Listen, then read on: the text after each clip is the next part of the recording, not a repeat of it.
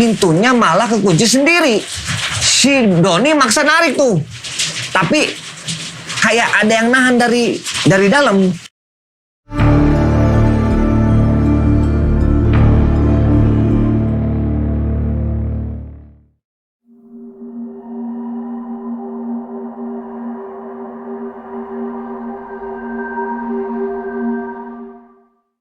Assalamualaikum guys, kembali lagi di Mode Awam bersama gue Tesar. Suasana hujan, jadi mohon maaf kalau suaranya agak ada rintik-rintik ya.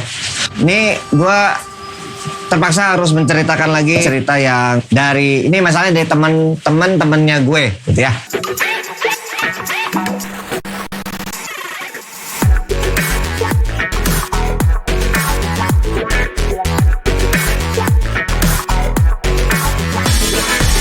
Kejadiannya waktu semasa zaman SMP camping, gitu ceritanya. Jadi temennya gue nggak mau ini ngasih tahu namanya. Jadi gue agak ngarang di sini ya. Namanya katakanlah ini mereka ceritanya bergeng nih guys. Jadi ada 3 cowok sama 1 cewek gitu ya. Lagi acara pramukaan nih, lagi acara campingan di sebuah lapangan yang mana di situ dekat dengan rumah tua. Ya nggak terlalu dekat sih, sekitar 300 meteran lah ya dari lapangan camping gitu, camping site.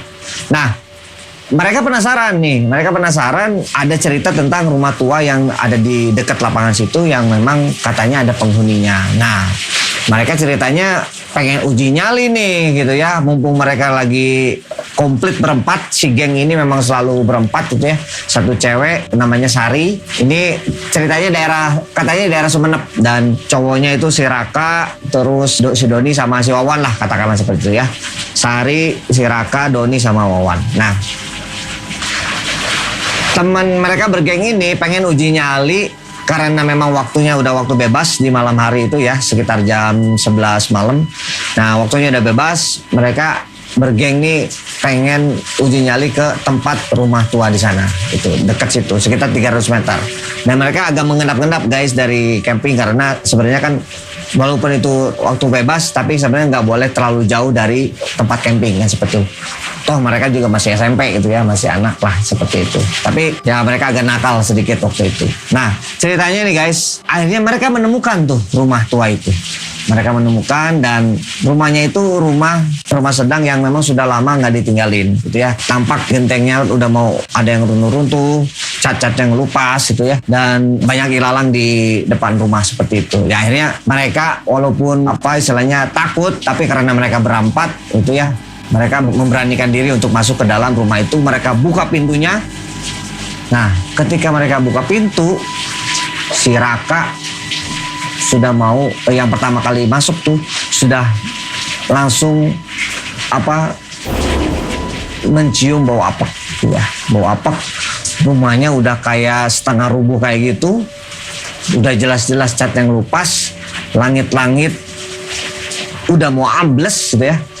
Tapi yang bikin serem waktu itu, si Raka bilang sama temen gue, kayak ada suara bisikan halus yang menyambut mereka. Tuh, gila gak sih?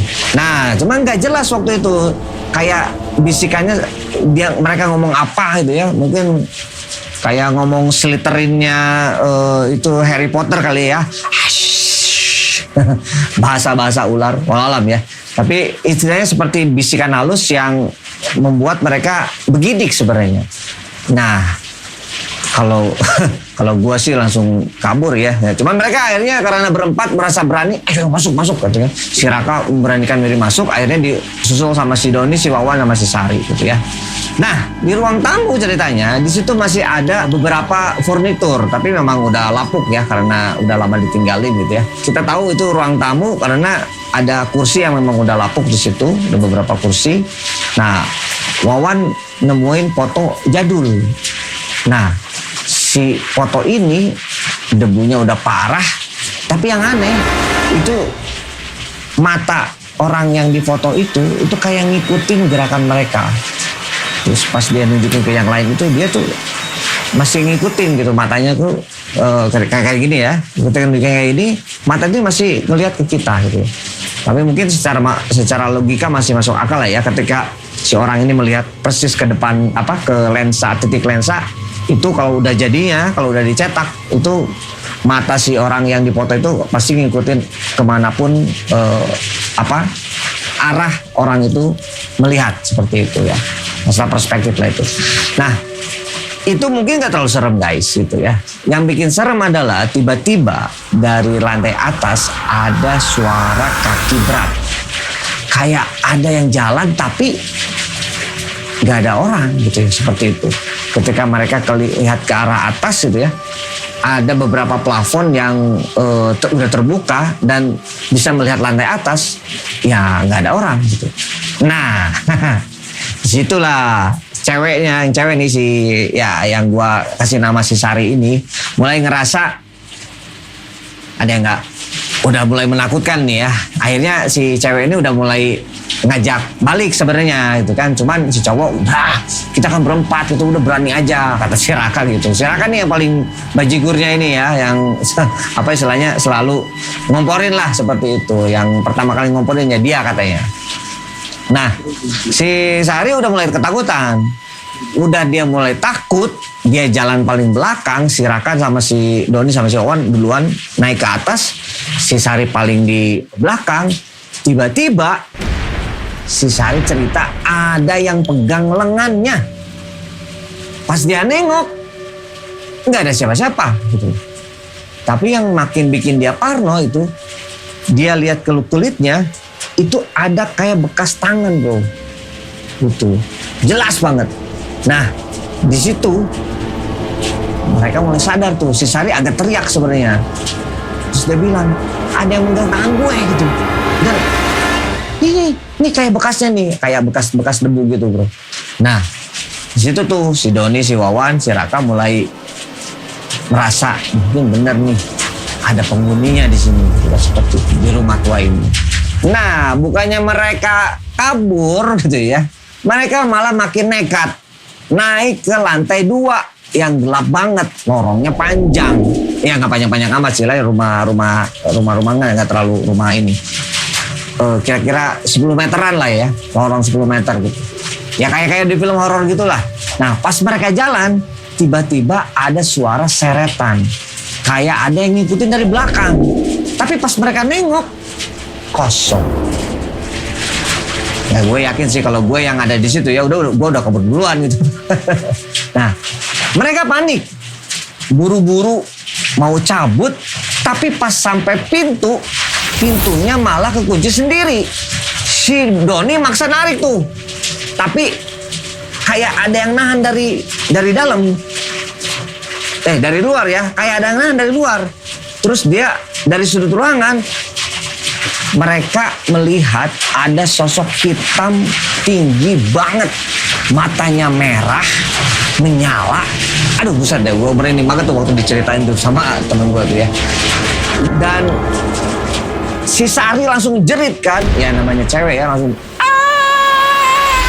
itu bayangan di dindingnya gerak sendiri.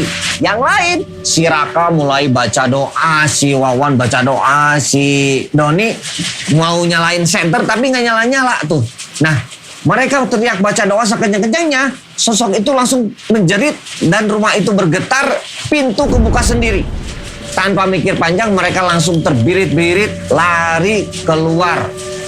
Nah, yang lebih mencekamnya itu bro, si Raka, orang-orang udah pada menjerit keluar gitu ya, lari terbirit-birit. Si Raka sempet-sempetnya dia nengok ke belakang, dan yang pas dia nengok, dia melihat ada cewek berdiri di jendela lantai 2, tersenyum lebar ke arah mereka. Gila. Nah, akhirnya si Raka sama gengnya balik ke camping site, dan dia gak mau lihat lagi tuh ke arah rumah yang tidak berpenghuni itu. Nah, tapi katanya mereka tuh pernah dengar bahwa yang pernah lewat situ sering dengar suara langkah kaki, bahkan ada yang lihat bayangan hitam di jendela. Jadi guys, kalau dengar-dengar atau lihat rumah kosong yang vibes-nya memang gak enak ya, jangan iseng guys. Ya siapa tahu lo juga bakal diikutin sampai ke rumah lu. Jadi jangan nekat, jangan uji nyali. Oke guys, sekian saja, semoga menghibur. Assalamualaikum warahmatullahi wabarakatuh.